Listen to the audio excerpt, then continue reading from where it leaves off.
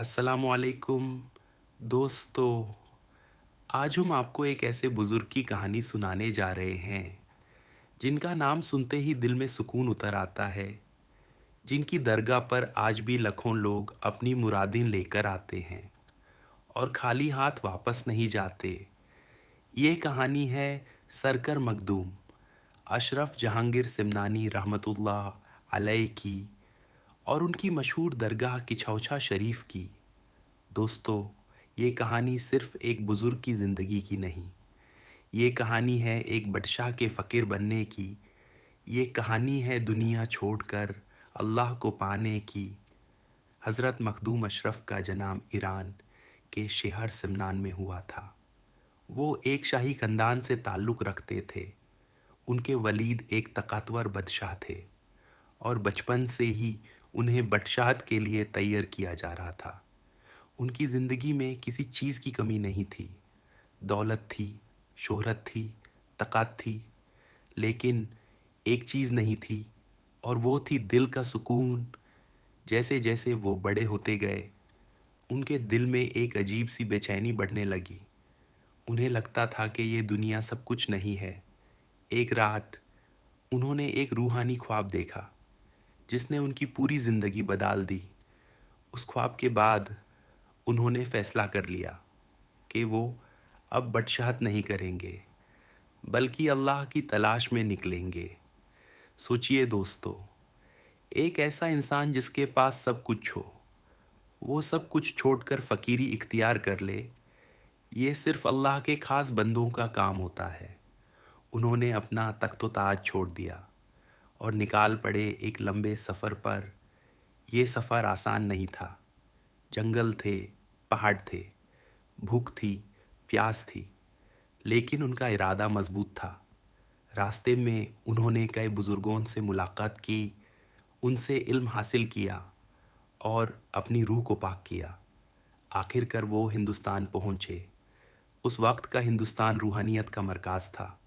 वो शहर-शहर गए, लोगों को अल्लाह का पैग़ाम दिया, इंसानियत और मोहब्बत का दर्स दिया। और फिर एक दिन वो रुक गए एक छोटे से गाँव में, जिसका नाम था किछौछा।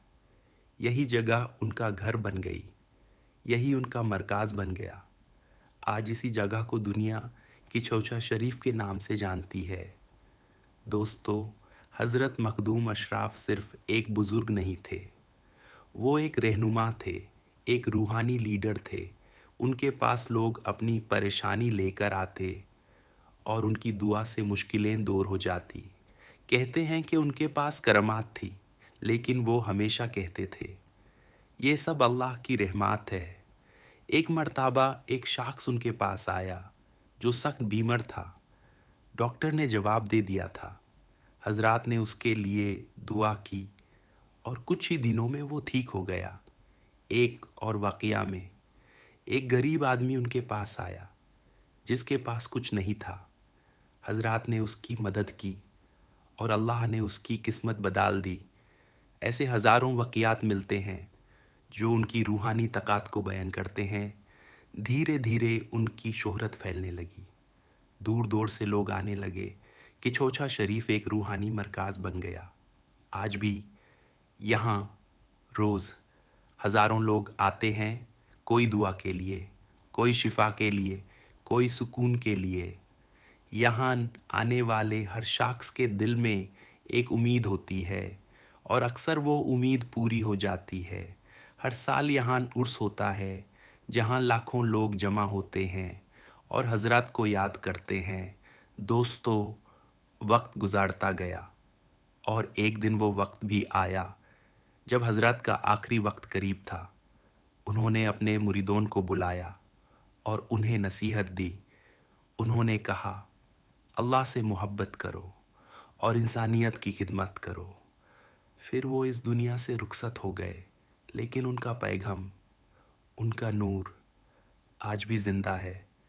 उनकी दरगाह आज भी रोशन है और लोगों के दिल आज भी वहाँ जाकर सुकून पाते हैं। दोस्तों, अगर आप कभी उत्तर प्रदेश जाओ, तो किच्छा शरीफ ज़रूर जाना। वहाँ जाकर दुआ करना और हज़रत को याद करना, کیونکہ یہ صرف ایک جگہ نہیں، یہ ایک احساس ہے، ایک روحانی سفر ہے، اور جو بھی وہاں جاتا ہے وہ بدال کر واپس آتا ہے۔